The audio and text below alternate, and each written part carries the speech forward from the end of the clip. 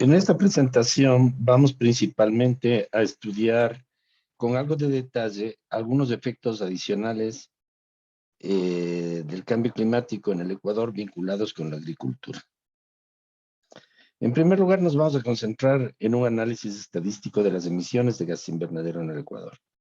Esto es importante porque desafortunadamente las estadísticas nacionales del país son bastante deficientes.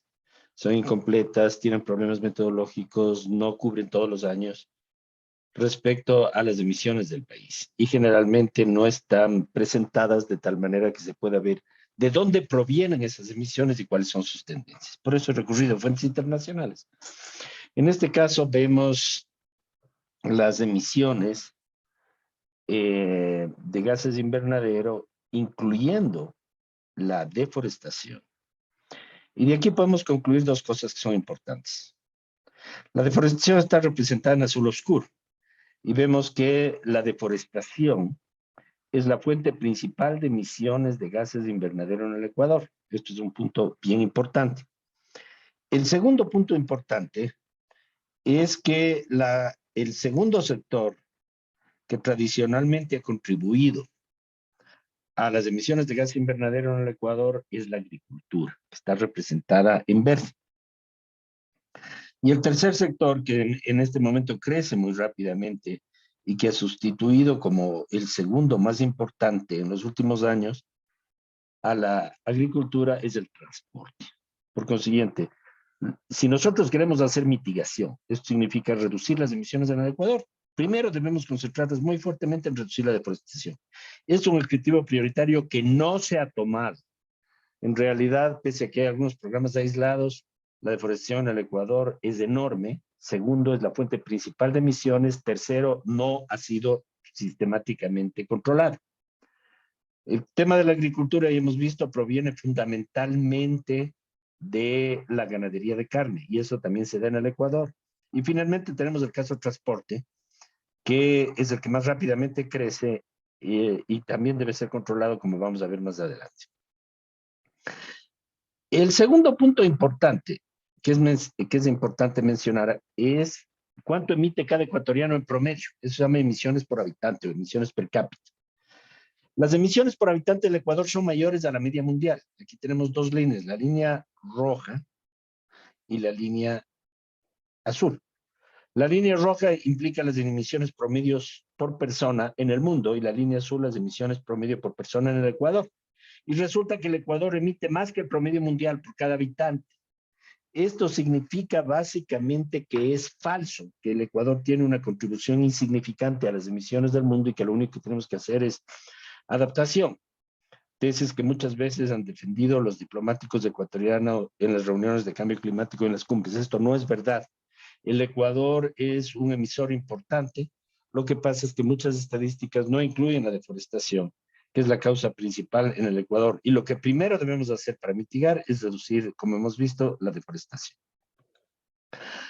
Aquí tenemos otra serie de otra fuente que es muy detallada y que también cubre los últimos años, en este caso, bueno, del 1970 hasta el 2012, un periodo de más de 40 años, y nos muestra dos cosas. Aquí estamos clasificando las emisiones por gas. En color gris están las emisiones de metano. Las emisiones de metano provienen principalmente de la agricultura, a través de la ganadería. Y vemos que son muy significativas.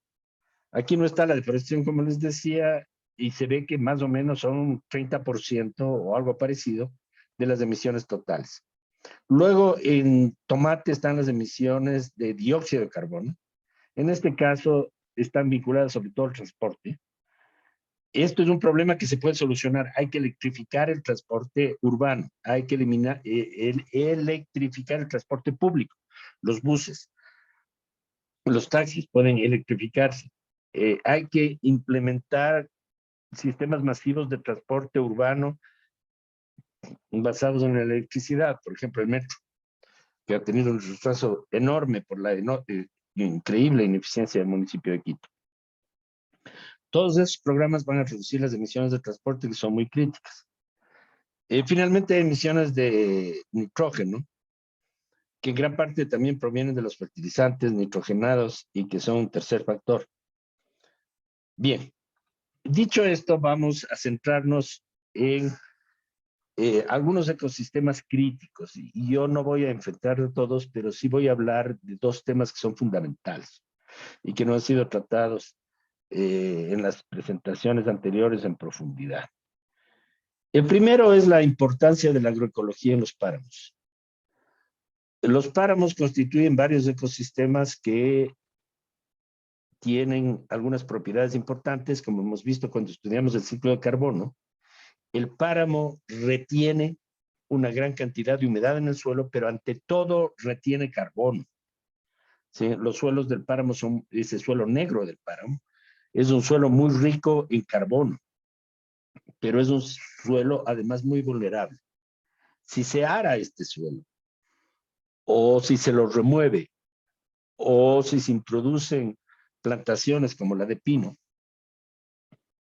el resultado es que este suelo emite a la atmósfera el carbono y se descompone. En consecuencia, esto produce gran cantidad de emisiones. Es fundamental la conservación de los páramos para, uno, evitar emisiones de cambio climático de gas invernadero, principalmente carbono. Dos, porque el páramo regula el abastecimiento de agua en toda la sierra ecuatoriana. Por consiguiente, la conservación de los páramos es una prioridad. Los páramos están amenazados porque los cultivos agrícolas y la ganadería por encima de los 3.000 metros está expandiéndose muy rápidamente en el Ecuador, y por consiguiente estos suelos están amenazados con la destrucción. Esto va a provocar un colapso en el abastecimiento de agua en la sierra, o a su vez va a provocar enormes crecientes de los ríos por periodos de escasez de agua. Esto lo predicen claramente los modelos de cambio climático. Por consiguiente, deben conservarse los suelos. Y la mejor manera de conservar los suelos es, uno, evitar la expansión hacia arriba de la frontera agrícola. Segundo, utilizar la agroecología, principalmente por debajo de los 3.000 metros en la sierra, para tratar de conservar los suelos, la humedad y la biodiversidad de los suelos. Los suelos agrícolas en general, bajo la agroecología, tienen mucho más capacidad de retener carbono. Debemos trabajar en la agricultura regenerativa. Esto es algo sumamente importante. Por último, vamos a hablar del tema de la Amazonía, donde también hay un problema de los suelos importante. La selva amazónica retiene, como sabemos, una gran cantidad de carbono. Es un sumidero de carbono muy importante y es una reserva de carbono muy importante. Sin embargo, en el caso de la Amazonía, el carbono no está en el suelo. El carbono está principalmente en los árboles. Una vez que se deforesta, se destruye los árboles, este carbono se elimina, vuelve a la atmósfera. Eso es la gran tragedia de la deforestación. Sin embargo, los suelos amazónicos en sí mismos, dado que la Amazonía tiene una pluviosidad enorme, siempre son lavados por las lluvias, y por consiguiente la capa vegetal que tienen, la capa fértil, es muy delgada.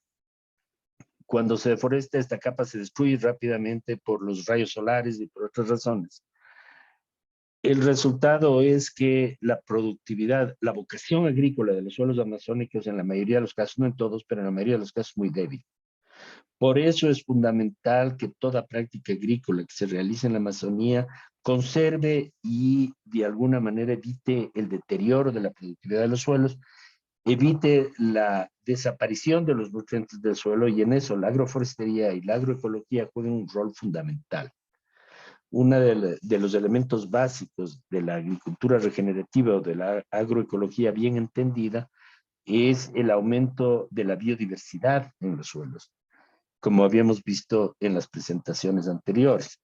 Por consiguiente, es de fundamental importancia la promoción de estrategias de cultivo basados en la agroecología, en la agroforestería, con diversidad de cultivos, con eh, cultivos perennes de distinto tipo, manteniendo una buena parte de los árboles a nivel de finca, y sobre todo aumentando los nutrientes orgánicos de los suelos que puedan permitir mantener la biodiversidad de los suelos amazónicos.